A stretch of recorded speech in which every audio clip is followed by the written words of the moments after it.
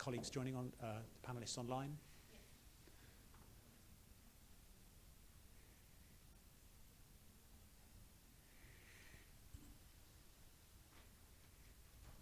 Okay, I think we're ready to make a start. Welcome everybody joining us in Brussels in the room. Welcome to our distinguished panel joining us in the room and online. We'll say something more about that in a moment. I'm very glad to be hosting this event on what I think really are three of the key issues at the moment in global policy: development, trade and climate. This event is falling almost halfway between the launch of the EU's carbon border adjustment mechanism and the 28th Conference of the Parties on Climate, which will meet at the start of December. So it seems a perfect moment to consider these issues. And I guess we're 6 weeks into the transition period of the EU carbon border adjustment mechanism. And I'm sure most people joining us will be familiar with that. Importers of certain material will need to pay the EU carbon price on embedded emissions. But this is expected to have important impacts on lower income economies. And some of CGD's work has highlighted this in the case of Mozambique, for example, which has a heavy reliance on exports of aluminium to the EU. And potentially they could be paying a significant share of their economic production in the carbon border adjustment mechanism if they can't find alternative markets. So I guess the context for this as well is that lower income countries have got tiny carbon footprints of their own, at least in terms of per head emissions. The lowest income economies have less than a tonne per head. Whereas those of us in the EU and the UK are emitting, at least 5 tonnes per head, and often more if you account for wider emissions.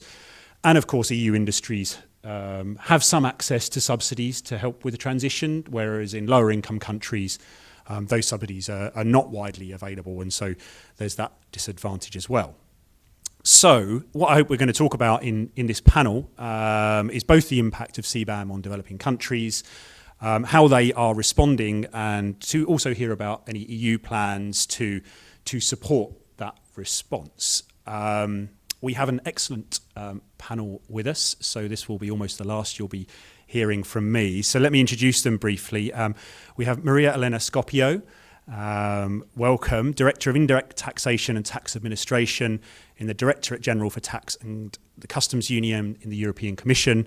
And Maria was also a member of the Cabinet of Commissioner Gentiloni, covering wider tax issues. So this is, I think, not new to her, and I'm really glad to have her perspective on the panel. We have David Luke, who's Professor in Practice and Strategic Director at the Firoz Laji Institute for Africa at the London School of Economics. Many of you will know David. He has a very distinguished career in trade policy, including at the Commission for Africa, and at UNDP. So great to have you here, David. Joining us online is Rim Berahab. Rim is a senior economist at the Policy Centre for the New South, which is based in Morocco. She's currently working on themes related to energy issues and the impact on economic growth, and has published a study on CBAM. So great to have you here, Rim. And last on our panel is David Kleiman, who's a visiting fellow at Bruegel, and he's based in Brussels, but is unfortunately struck down by COVID, so he's joining us remotely. But David has very deep expertise in trade. He's worked on it 15 years, looking at the different dimensions of legal policy and institutions of the EU and international trade, and his current work is focused on the nexus of climate and trade. So I think we've got a great range of perspectives. If you're joining us online, you can pose your questions through Slido using the hashtag CBAM, and I'll pick those up here and put those to our panel. But other than that, let's get to it. David, maybe I can start with you. So your recent report with the Africa Climate Foundation found that the impact on African economies might be just under 1% of GDP of the CBAM, and even though that sounds relatively small, I think that amounts to something like 3 times the EU's development cooperation budget. So you've You've argued for there to be an adjustment period, an appropriate finance for lower income countries. So can you tell us what that would mean in practice? Yeah, firstly, let me say thanks to the Center for Global Development and Bruegel for hosting us at this discussion here this afternoon, and delighted to be here. Yes, we have undertaken a study that looked at how the CBAM would affect African economies. And what you've just referenced is part of the findings. It's quite an intricate study that looked at several scenarios, different carbon prices, and the implications of all of that. And that, yes, the African economies, although, as you rightly point out, small producers, but nonetheless the effect would be quite significant on their economies. Yes, there are ways of mitigating that, and a longer transition period could be one way of dealing with that. But I think CBAM raises a much broader question about how you can adjust and so on. It raises the question about the role of climate in international trade, and I think it's a very important question, because according to some estimates, international trade accounts for about 20% of GHG emissions. But I think also it requires international cooperation as to how you deal with this. I think one of the problems of the CBAM is that it's a unilateral measure. It has been developed unilaterally, and has not taken into account the established principles that govern climate discussions, including common but differentiated responsibilities, respective capacities, and so on. At the same time, these countries, and I'll end with this, not to go too long on this, but at the same time, these countries all committed to doing their part, as is required under the Paris Agreement, through the nationally determined contributions and so on. So you just wonder whether other approaches could not be used to arrive at the same effect, including looking at the level of ambition in nationally determined contributions, looking at how to support the ambition expressed in the NDCs to be met, and so on. So I think there are other ways other than just simply taking CBAM for granted that is a done deal, and what is required now is just adjustment. I think it's a much broader question than that. And my last point on this is that the actual effect of the CBAM on global GHG emissions is quite underwhelming. I think all the studies have shown that it's less than 1% of the effect will be less than 1% of on GHG emissions. Our own study, in one of our scenarios with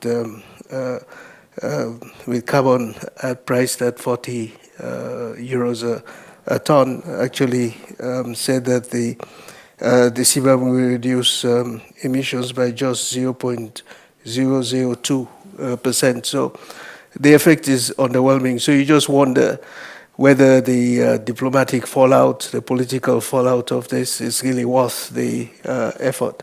But the premise of your question, I think, is not just a question of adjusting to the CBAM. I think we need to look at how you could use international cooperation to arrive at the same destination, so to say. So let me stop here. I'm sure we'll come back and I could elaborate on some of these points.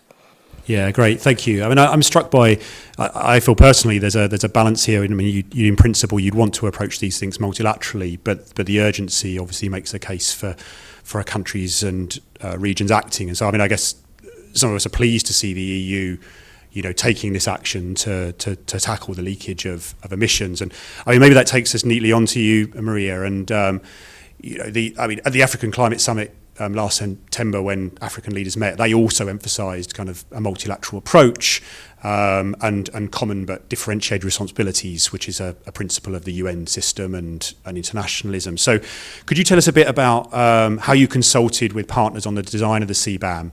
And I know the EU Parliament argued for there to be some redistribution of the revenues or some adjustment mechanism. Can you give us some insight into why that recommendation wasn't taken forward?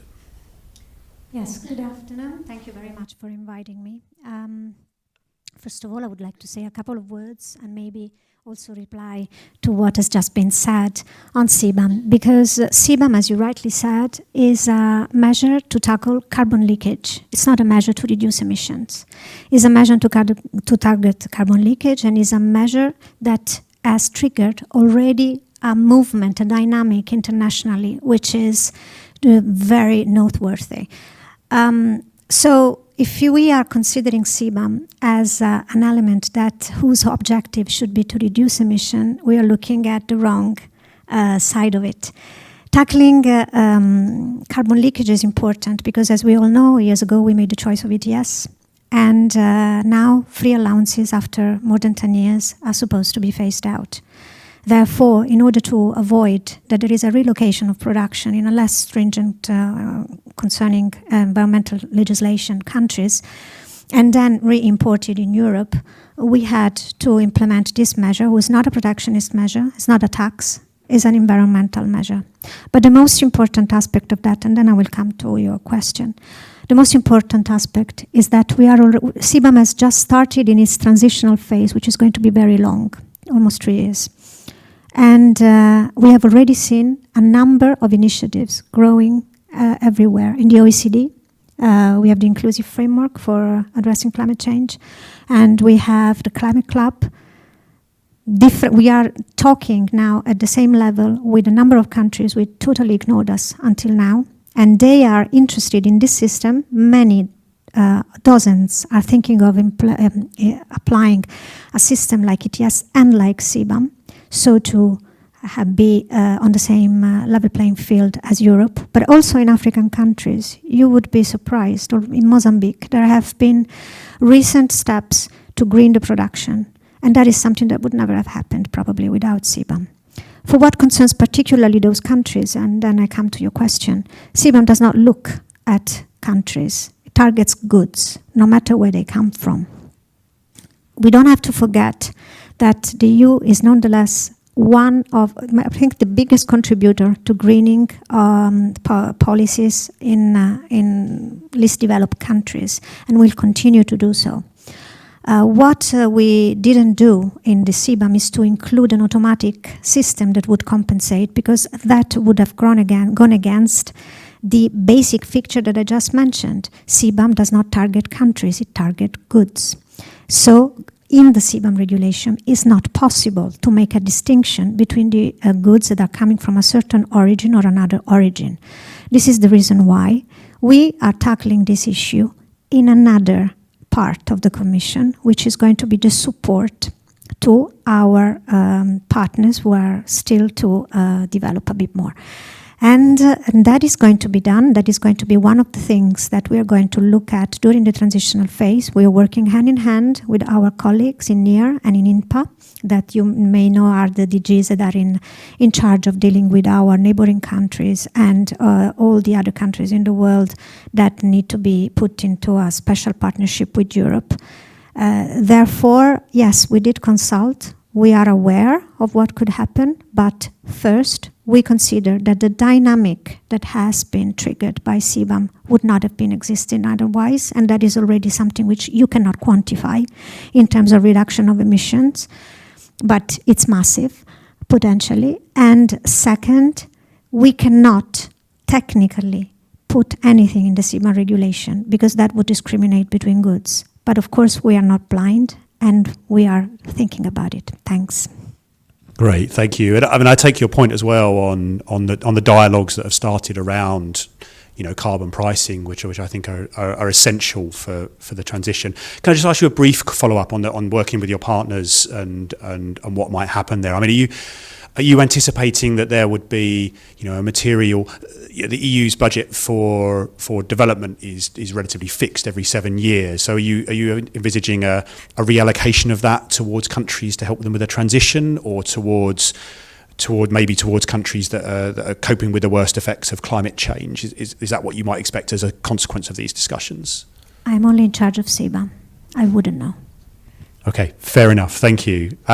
So let's turn now to how countries are dealing with CBAM and perhaps some of the thinking that Marie has alluded to. So, Reem, I wonder if I could turn to you next. And Morocco is a country which exports, I think, fertilizers to the EU in significant volumes, and so in the first round will potentially be quite impacted by the forthcoming CBAM. So, can you tell us a little bit about your work and what steps Morocco is taking to address those challenges, and maybe even any opportunities that you see from the introduction of the CBAM? Thank you very much, Ian. I mean, it's a pleasure to be here with you today for this engaging conversation. I do wish I could be there in person, but prior commitments have me virtually connected, and I'm delighted we can connect this way. Now, as was mentioned before, when the CBAM was announced, it was of course welcomed by many countries, but it also sparked some concerns worldwide. In fact, one of our senior fellows at the Policy Center, who you may know, Uri Dadouche, and I conducted some research on this matter to better understand the mechanism, its implication for developing countries, and how to better prepare for it. Now, concerns about the CBAM were particularly prominent in developing economies, since the CBAM introduces significant complexities that, if left unaddressed, could jeopardize the already delicate foundation of the global trading system. Additionally, some developing countries viewed it as unfair, and their apprehension arises from the belief that without adequate support policies, particularly in terms of their energy transition and financing, CBAM could potentially widen the welfare gap between these nations and developed countries. Therefore, I think it is crucial for decision makers to grasp the intricacy of this mechanism and closely monitor recent development in order to better prepare for it. Now, with that admittedly lengthy introduction, I'd like to shift my attention to Morocco. And I think that in the grand scheme of things, I believe that Morocco sees CBAM as an opportunity, and this holds true. However, it also presents a set of challenges that demand our attention. And I'll break it down step by step.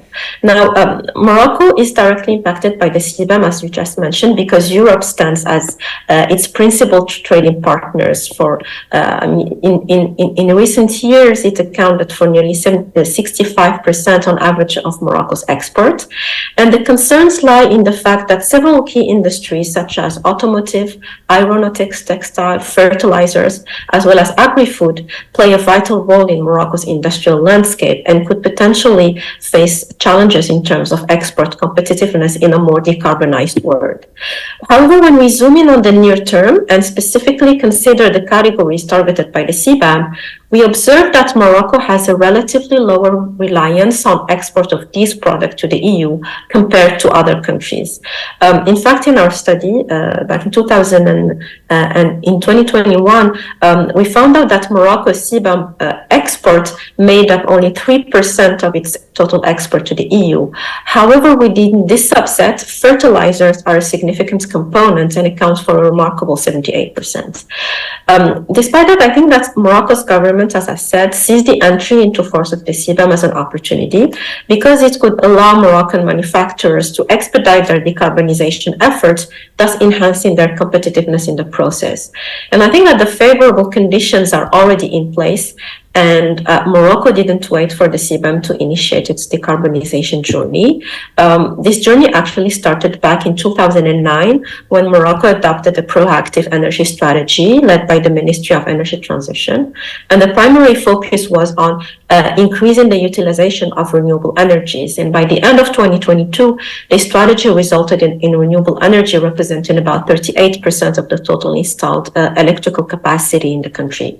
And with the recent introduction of roadmaps for green hydrogen and biomass, coupled with the pending European CBAM, I think the initial targets for installed capacity have been raised to 52% by 2030. So I think that Morocco's key asset is its abundant renewable energy potential, which include wind, solar, and hydropower.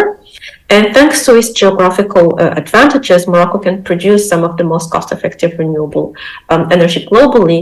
And this serves as a compelling economic incentive for businesses to align with climate change mitigation objectives. And today we see that some major industrial groups in Morocco, like the OCP Group, which is the state-owned enterprise that produces phosphate and fertilizers, is largely committed to this decarbonization approach. Now, despite these opportunities, I mentioned earlier some challenges, and I think that they need to be acknowledged because while Morocco has made substantial efforts to develop renewable energies, a significant portion of its electricity is still generated from thermal sources, including coal and gas, and this results in a heavy carbon footprint compared to European counterparts. So, for instance, Moroccan electricity emissions peaked at around 750 grams of CO2 equivalent per kilowatt hour, compared to around 180 in Spain, and I think 50 in France. And this is not only the case for electricity alone. In a recent study that Yuri and I made in 2021, we found out that even though Morocco's CO2 emission per capita are a fraction of that of the EU and its biggest trade partners like the US and China, Morocco's CO2 emission per unit of GDP, also called as emission intensity, are about 20% higher than that of the EU.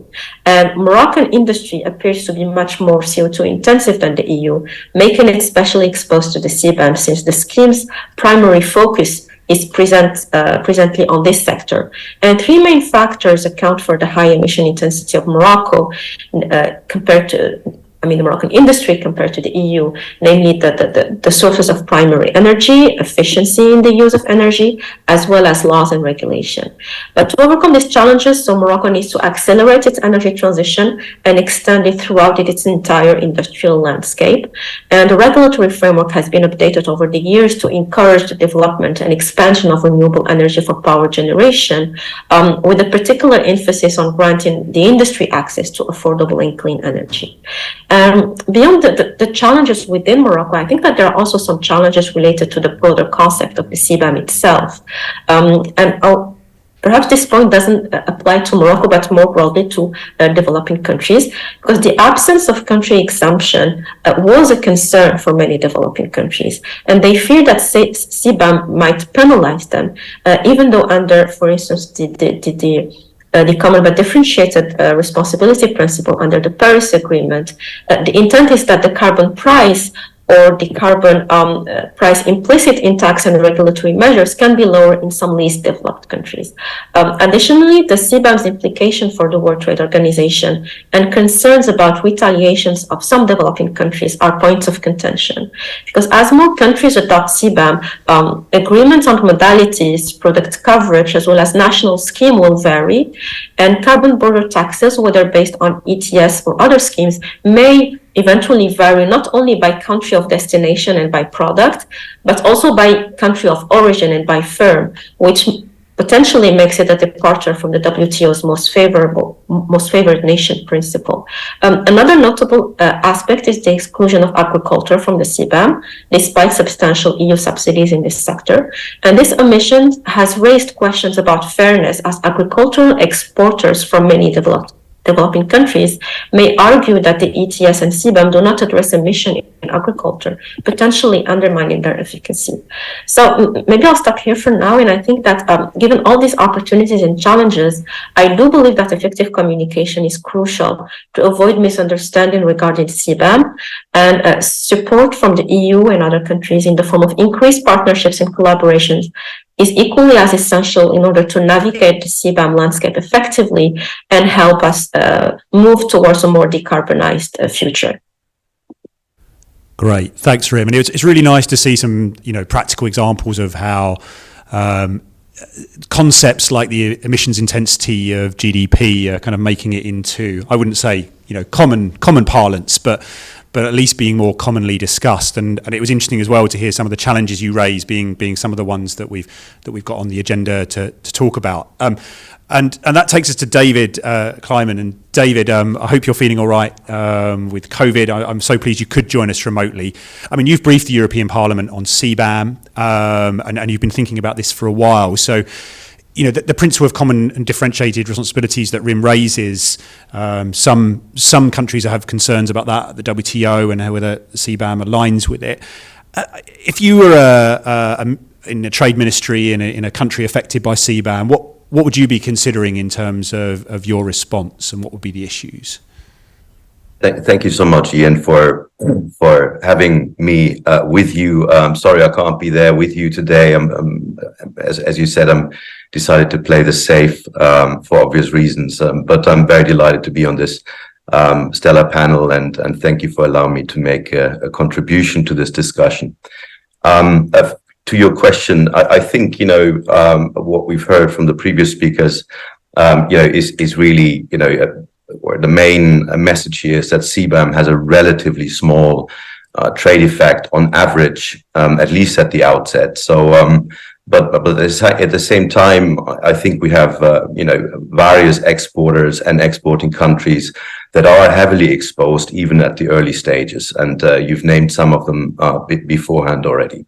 Now, how can governments mitigate these effects other than sort of taking a sort of a confrontational stance, you know, challenges at the WTO, which might not be such a bad idea after all, but you know, sort of there is perhaps a more constructive way of engaging with the reality that is the CBAM, and I wonder, where I would suggest that perhaps we can, you know, distinguish between three categories of mitigation efforts on behalf of affected countries. And you know, the first one that I would suggest is really, and this is relatively common knowledge, but perhaps helps us to think through a little bit of different strategies, is, you know, the reduction of companies' compliance costs by putting in place fit for purpose domestic infrastructure for emission monitoring, reporting, and verification. So, for instance, governments can introduce reporting and monitoring requirements for sectoral emissions, transmit data to the European Commission to avoid producers being subject to unfavorable CBAM default values, help to build exporter capacity for internal carbon accounting that meets the regulatory requirements of the CBAM, promote accreditation of domestically established verifiers, so that EU accredited verifiers don't have to go to, you know, cross you know, borders, travel to third countries to verify emissions and certify embedded emissions of in installations and products, etc. So that would be important. Governments can lobby the EU to use CBAM revenues, and, you know, just talked about this, to provide financial assistance to exporters to cover some of the cost of emission data verification, and more generally, governments can lobby the EU to ramp up capacity building programs for LDCs in support of the development of public and private carbon accounting infrastructures. So these are, you know, I think, you know, sort of mitigation efforts directly related to compliance with CBAM. Then we are entering a completely different ballgame. That is, in fact, the reduction of domestic emissions in CBAM sectors and of power generation, the scope 2 emissions, to reduce the CBAM charge. And arguably one of the best ways to do that, or most effective ways to do that, is to adopt a carbon price for CBAM sectors that can be credited under the CBAM upon export. So that would, as we've seen from a recent Indian proposal, you know, avoid handing over precious funds to the EU that could be better used to subsidize domestic industrial transformation domestically. But this overall is probably unlikely in the longer term to be sufficient to make a significant dent to emission abatement, in anticipation of what we will, I think we will see, is the broader proliferation of CBAM policies around the world. And for that, one may consider lobbying OECD governments and institutions to ramp up conditional finance for decarbonization through like the well-known just transition partnerships, greening aid for trade, the renewal of which is currently in deliberation, and other multilateral and bilateral programs. Now that brings me to the third bucket or category of mitigation efforts that is a bit more indirect, and that would be international cooperation on CBAM policies generally. And that is for countries and governments to engage in the relevant and inclusive forum has been named, the G7 club has been named, in relevant international organizations to advocate for coordination among countries that are contemplating CBAM policy implementation in the near or further future to reduce the trading costs that are associated with the sort of fragmentation of BCA regimes. So these are just three categories to perhaps help think about compliance costs immediately, then the decarbonization challenge, and international cooperation on CBAM policies more broadly. And let me leave it at that. Super. Thanks, David. And that is a nice moment perhaps to plug a blog published by my colleague Sam Pleak this morning, which looks at how many lower income countries actually have an operational carbon price, where the killer stat is of 70 lower income and lower middle income countries, only one has got an operational carbon price and only 6 have one under consideration. So I think it's quite a significant challenge. And I'm also pleased you brought up the example of India, actually. I wanted to ask Maria about this. So, I've only seen rumours of this or reports of this in the press at this moment, but I think the suggestion is that India might have an export tax which mirrors the CBAM and therefore enables them to raise the revenue to tax the carbon domestically. And I was interested whether, Maria, is it too soon for you to have seen that proposal, and does the Commission have a view of what it would prefer to see from implementing partner countries in terms of their response to the CBAM, or are you agnostic between whether it's paid or whether there's a domestic carbon price implemented? One basic feature of CBAM is to take into account the carbon price that has been paid in the country of origin, and that is offset from the certificates that have to be surrendered at the border.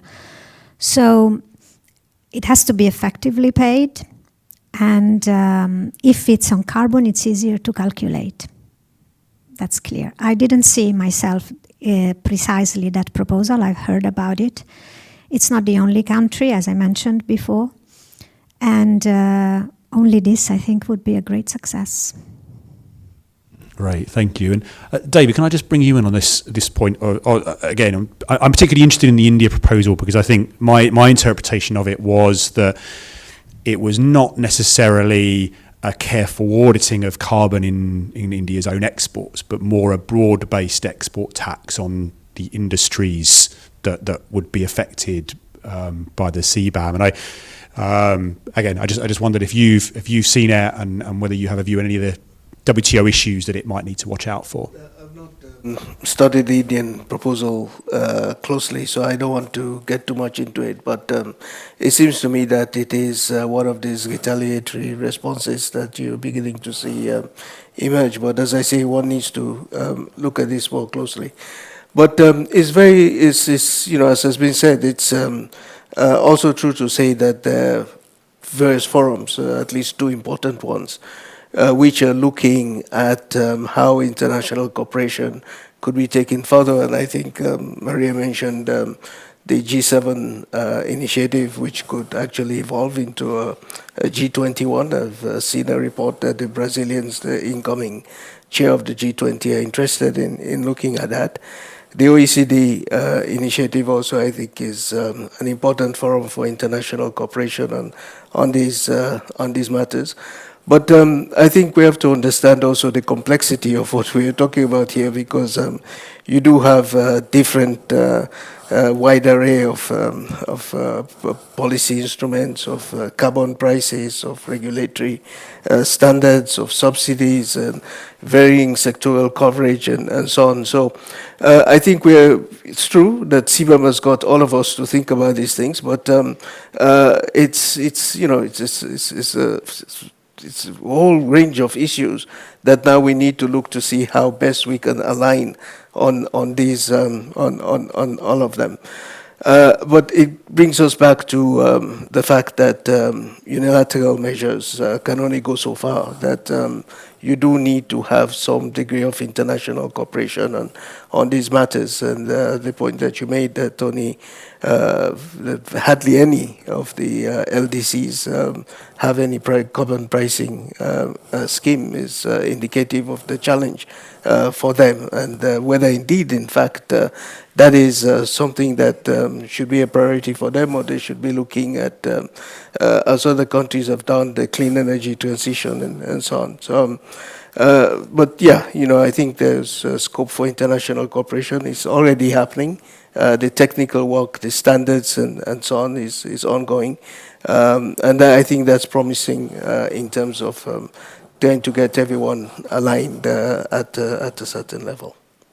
Thank you. So I've got two more quick questions for the panel, and then I'm going to open it up for discussion because some of our panelists need to leave at 5 sharp. But David Clymer, I just wanted to pick up an issue that has emerged in this discussion so far about climate clubs.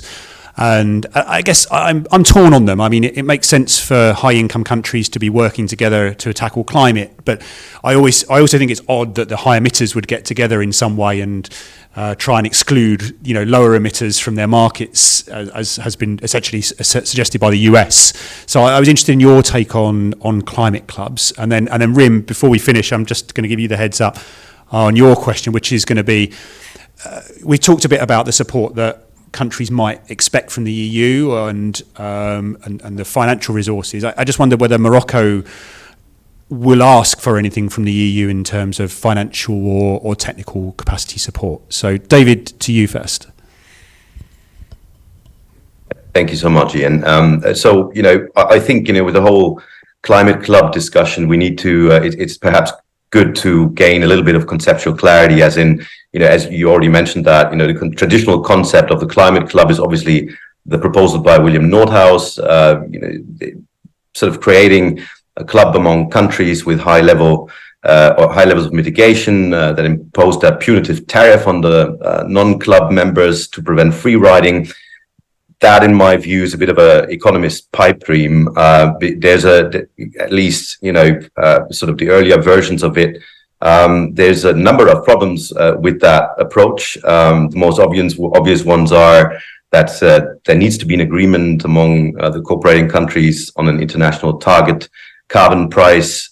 We would have punitive unilateral tariffs that would be WTO illegal. It's very difficult to justify such an scheme that is sort of projected at outside decarbonization, or is looking at, or is targeting outside external decarbonization only. It would generate what we see right now in terms of CBAM and deforestation. If you talk to the EU colleagues, Commission colleagues at the mission to the WTO in Geneva, they will tell you that the political rift that is emerging, even with arguably well-designed policies that treat domestic producers and importers alike, there is tremendous tension, and doing so just for the outside world, just for external decarbonization, is another sort of piece of dynamite, one would argue. And it would also arguably reinforce international economic inequities, especially when countries that are imposing those tariffs don't apply domestic carbon pricing and subsidize at the same time. So that is just a sort of an array of injustice and sort of disparate effects of such a scheme that one would argue is not recommendable for the cooperation that we would need in this transition. So arguably, this idea is dead. With minor exceptions. The German G7 proposal has turned that debate a little bit around towards, or it is a paradigm shift from a notion of a coercive rich countries club to an inclusive cooperation platform that can serve as an institutional infrastructure for cooperation regarding all sorts of policy instruments that relate to climate mitigation, including carbon pricing and carbon border adjustments. And I think, and I don't want to extend this too much, but there are now some very interesting papers coming out sort of evaluating the inclusive forum as well as the G7 club or the global steel and aluminum arrangement negotiations as to whether these arrangements or these cooperation fora can advance legitimate objectives in regard of carbon border adjustments or the proliferation of carbon border adjustments. And Michael Mehling and colleagues have put out a recent paper, or are putting very soon out a paper that evaluates, assesses these fora along the lines of these legitimate objectives that are enhancement of transparency among different BCA instruments, development of shared objectives, best practices, promotion of comparability, alignment, interoperability of different BCA regimes, and generally the contribution to global climate ambition. And just as a little spoiler, and you should all read that paper when it comes out with climate strategies, is that the inclusive forum, due to its institutional strength and durability and the attainment of or at least the potential to attain various BCA cooperation objectives, scores very, very high. Whereas the G7 club proposal, lacks a bit of the sort of institutional strength and infrastructure and durability, or at least there's uncertainty about it, which is why it scores slightly less. But then the GSA, which ranks badly across all categories. And let me stop here just to speak a bit, just to have mentioned a little bit of what these different cooperation fora that are not really traditional climate clubs should look at, and may deliver in the future. Right, thanks, David. We'll look forward to reading that, and thank you for sharing the headline spoiler. Rim, do you just want to tell us a little bit about what Morocco might expect from the EU in terms of support? Yes, of course. So I think that the core of the issue lies in the fact that while opinions on the potential impact of the CBAM vary, there is a global or growing consensus that we need to find a balance between different interests. And the lessons shared, they teach us the importance of considering the broader implications of the CBAM and the necessity for multilateral solutions that drive decarbonization in international trade, because the goal here is to prevent potential trade conflicts between the EU and its trading partners, all while supporting developing nations in their energy transition journey. Now, before I dive into what EU support for countries like Morocco could entail, it's crucial to first identify the impact on Morocco and what measures Morocco can take at an initial step. Once this step is made, it could help us pinpoint the gaps that the EU can potentially fill. So how does the CBAM affect Morocco? I think that we can categorize these impacts into two broad categories, direct and indirect. And I spoke about it briefly earlier. They include considerations of costs, competitiveness, compliance requirements, potential adjustment within value chains, as well as heightened risk exposures along the value chain. And mitigating the impacts of CBAM on the Moroccan economy demands a proactive approach and a comprehensive response from the country. So the first order of business for Morocco is to scrutinize its list of goods that it trades with the EU in order to clearly identify those falling under the EU's CBAM regime. And this in-depth assessment helps pinpoint the specific sectors and products likely to be affected. And once these sectors are identified, it is essential to align roles or assign roles and responsibilities, because clarity in this regard ensures a coordinated and efficient response to these new measures. And the parties responsible need to identify the data requirements for CBAM compliance and model the cost implications for companies and their customers. And this assessment isn't just about financial significance, it's also about enabling the relevant stakeholders along the value chain to work together effectively on compliance activity. As I mentioned earlier, Morocco has made strides in strengthening and modernizing its regulatory framework for renewable energy. And moreover, for companies that might not fully be prepared for the carbon tax deadline, especially among small and medium-sized businesses, there is a range of technical and financial support, both from the public and private sector. Now about the expectation of the EU support. I think that the EU is a valuable partner for Morocco, and this partnership should be strengthened to support Morocco's accelerated decarbonization efforts.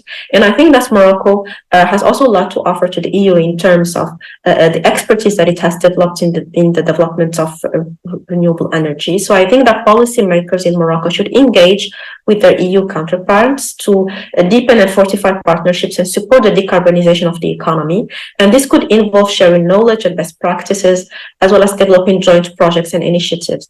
But ultimately, I think the support is needed is mainly financial. So tools like the green value chain and the green economy financial facilities are already being set up by European partners with partner banks in Morocco.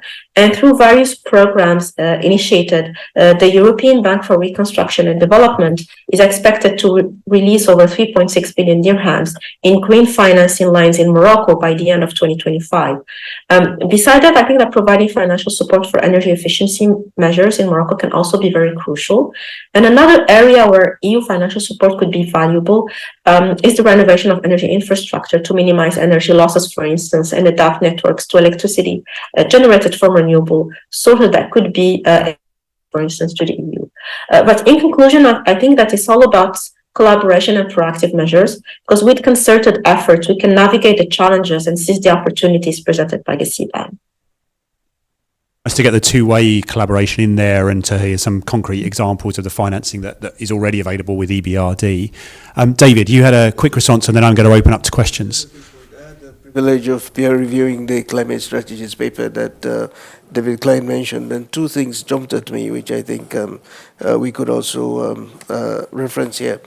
First is on institutional strength, that it did seem to me somewhat ironical that we already have the WTO, we have the UNFCCC as well-established institutions for international cooperation on these matters, and so that was one issue.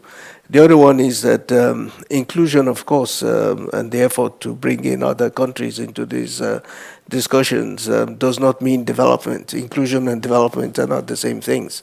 And what I mean by this is that you do need to take into account development aspects, and so some of them we've already touched on in the course of this discussion.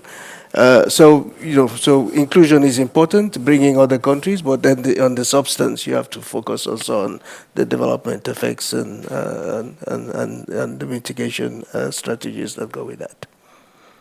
Thank you. So let me see if there's any questions in the room. I've got two online that I'm going to pose, which I think are mainly for you, Maria, as our commission guest. So let me pose those to you. I mean, so one is on the same theme that we've been talking about a little bit on common but differentiated responsibilities, but I suppose with an emphasis on that featuring in the Paris Agreement. And you've argued that the CBAM doesn't discriminate between countries. It's a product-based measure. But I think I guess there's a question of aren't all tax measures essentially product-based, and the common, the least developed country exemption in the everything but arms is not, is about the tariffs on products, and there's a different rate for lower income countries. So I just wondered if you could expand a bit on the thinking that went into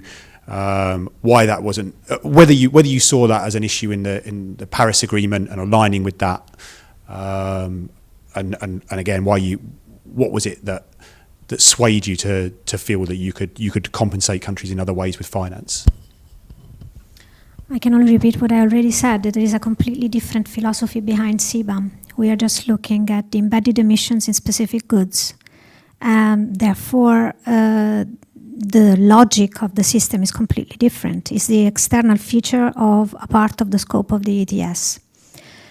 And should I take the occasion to say that should from this spark any kind of green diplomacy, any kind of fruitful cooperation, that is always welcome.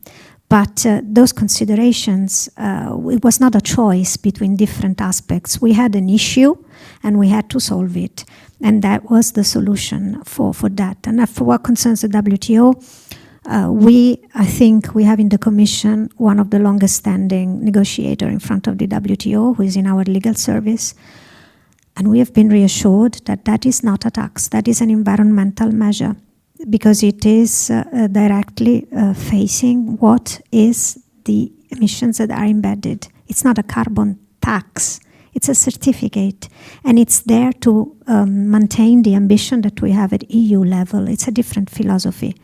I guess only the WTO, if challenged, could put an end to this debate. We can only say on which basis we have gone forward along that road.